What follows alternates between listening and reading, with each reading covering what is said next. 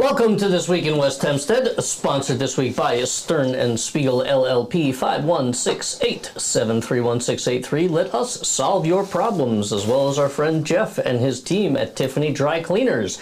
Environmentally safe, competitive pricing, and they will pick up in West Hempstead and surrounding areas. 718-309-5222.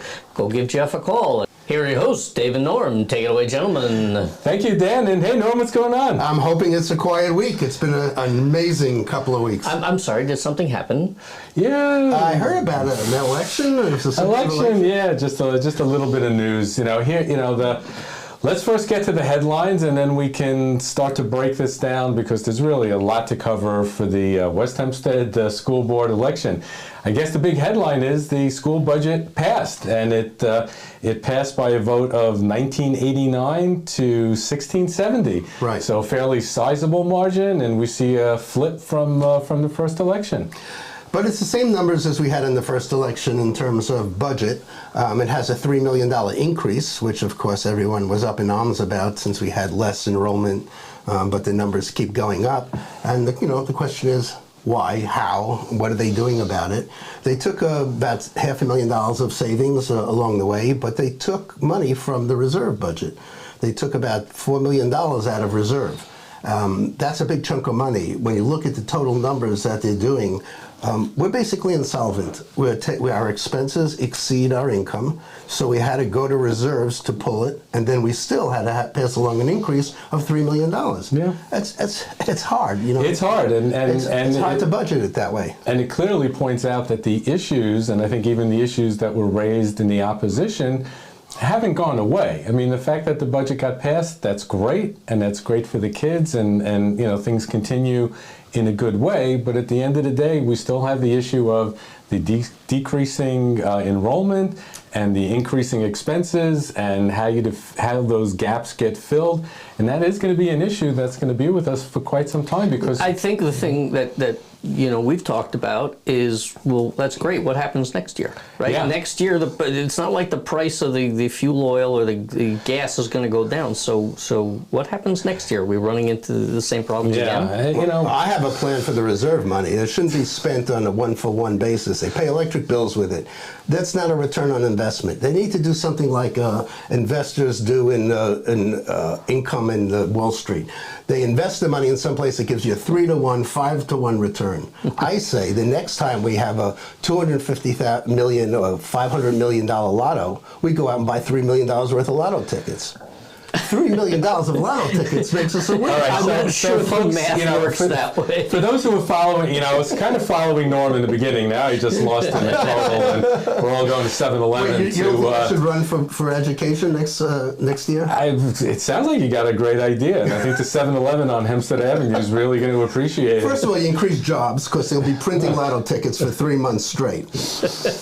And not only that, what if we won? What if we actually won $500 million? First of all, you need is a dollar. All you need is a dollar in a dream. But let's be serious here for a second. I mean, this is no crazier, honestly, than some of the things we've heard over the last couple of weeks or months. I mean, it's like, how nutty is this? Yeah, well, some people have been trying to really make efforts at figuring out how do we save 100,000 here and 500,000 there, and David Lazar has put out emails in which he actually tries to crunch numbers. I haven't heard a lot of that. Yeah, it definitely exposed, again, a lot of underlying issues in the structure of our budget. And those issues will need to be addressed. They'll also need to be addressed by whoever it is that replaces Joel Press, who's going to be stepping down at the end of this month. But the issues aren't going away. And the school is first doing their assessment for how large the school body is going to grow. They're first doing it next year. So who knows how long that's going to take. So we have no idea which way the numbers are going. So it is Again, it's a good time because the budget got passed, but the issues are still there. We need to work through it. But I think the real story of the budget is also what happened to the community. The community was kind of ripped apart. There were neighbors who were ready to battle each other. There were fights on social media. Things got contentious. And the hope now is that, as a community, we can kind of all work together, and we're all in this to build just an incredible, beautiful town. And people need to understand, we did our best to bring both sides of this issue. We brought the education in from the superintendent and the school board's president, who spoke in detail about where they're coming from, and then we tried to have a debate. We tried to bring in some of the people who were involved in running for positions of office, and they just dissipated in front of us. Yeah, it was actually an idea and a thought that I had a few weeks ago, as things were kind of spiraling out of control on social media, that right before the election, perhaps we can get the two opposition candidates, which was Tom Sargent and Barry Leon, to have a discussion, not so sure about the debate, but to have a discussion about the issues with the moderator. That would have been like the last thing that people would have been able to see before the next day they got into the election. And they would be commenting on Joel Press and on the president's positions on all of this, and that would have been the last word for both sides. And it might have made a difference. Now, for whatever reason, Barry, pulled out of the debate, and so we just decided to just shut it down, because there was, the alternatives and putting things together at the last minute that were different. And let me stand up. I mean, look, we had some communication from one of the groups, the Friends of West Hempstead School District. I forget the exact name, I'm sorry. To be honest, we've been asking them for a while. They did come back to us kind of late in the day to say, you know what, we would like to do this. That's true. Which is great. We feel like we owe them the opportunity to present the opposite side of what we got from the board and from Mr. Press. That's not a dead issue. If the opportunity comes up, certainly I hope we don't go through this again, but if it comes up before next year's budget, we're going to give them the opportunity to come back on and let you hear all the sides. But, last minute juggling is not the way to do this, right? And I think that the point of, because this is an annual thing, let's get the conversation going at this point, and again, in the world of being, fully transparent as we are on this show, the one person who did reach out from the Friends of West Hempstead, which is Moshe Hill, I found his conciliatory comments were really amazing, and really spoke to the fact that as a community we need to get back together. We need to discuss the issues, but we also need to do it, in a civil way and in an open way, and that's the reason why ECHO exists. And if we can be sort of that part of the process, part of the process to make it all happen, then job done for us. Right. So the tone needs to be reconciliatory now. It needs to be calmed down, and I think he hit the right tone to begin with, and I hope that's the beginning of a new season of people communicating in a responsible way. Although I have to say, look, can we just do this the whole time? Like, the entire exercise of the last 3-4 months with the flyers showing up on my door. Please stop leaving flyers on my door. Right. Like, just enough. Like, we're grown-ups. Speak to each other. You may have a very good, valid point. By all means, we'll be happy to help you present that. Just, there's no reason to speak to each other this. I have to live next to my neighbors of every stripe. This was unnecessary. It really was. Yep. So it was really amazing, because from both sides, and I spoke to Karen Brom, and she also felt that there needs to be more regular updates. And in my mind, it's kind of more like almost like a quarterly budget, type of review. Yeah, let's keep a closer and look. To come on ECHO in a regular basis, as opposed to waiting, right before the budget. So I think there's recognition there that would be a good way of communicating to the community.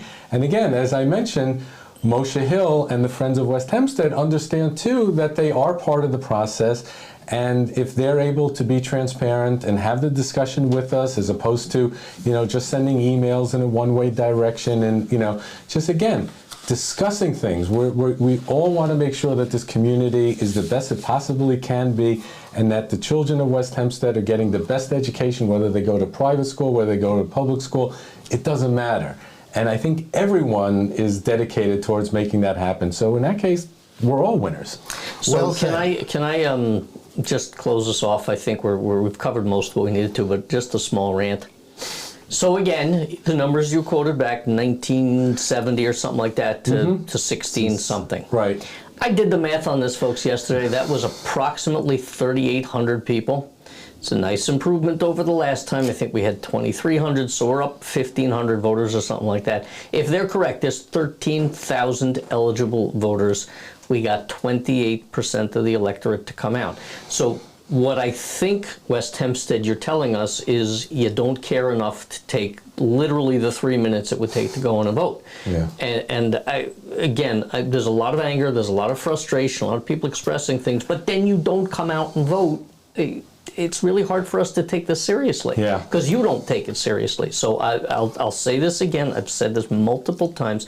Come out and just go vote. Yeah. Go vote. If we got 8,000 people, which I think is not unreasonable, if we got 50 or 60% turnout, then I think, okay, this is an indication what West Hempstead wants. Right now, what West Hempstead is telling us, by and large, 70% of the town does not care enough to take the time to do this. It's ridiculous. You know, it's really weird. I actually think there were more lawn signs out than there were that people voted. I mean, there had to have been at least 10,000 lawn signs, so I don't know where all those people were. And by the way, what happens to all those lawn signs after the elections? I mean, it's like, what do you do? There's got to be like some giant, like garbage dump somewhere in Can we ask Hempstead District 6? We'll ask our friends over there if they recycle. I think that's a great follow-up question. So bottom line is, business as usual for now, lots of issues, but most importantly, the discussion will continue. Hopefully it'll happen on our site, on westhempsteadecho.com, and to be continued. Yeah, let's wrap it up with a happier note. Have we got a palate cleanser, Norm? We do. My wife, Lady, won an award for her photography. You have to go to our site, westhempsteadecho.com. There are 2 amazing photographs. They run this contest every year. The town puts it on a calendar. You can submit up to 5 different photos of something you took in the town of Hempstead. It's a lot of fun. Check it out. Yeah, check it out. The pictures are really amazing, unique. I don't know, you just must have done it at like 3 o'clock in the morning. I mean, it's really like unbelievable stuff. Take a look. Go visit our Facebook site, check out our social media, visit us at westhempsteadecho.com. Thank you, Dan. Thank you, Norm. And we're going to be returning next week to our regular scheduled programs. Thank you for joining us, and we'll see you next week. Have a great week.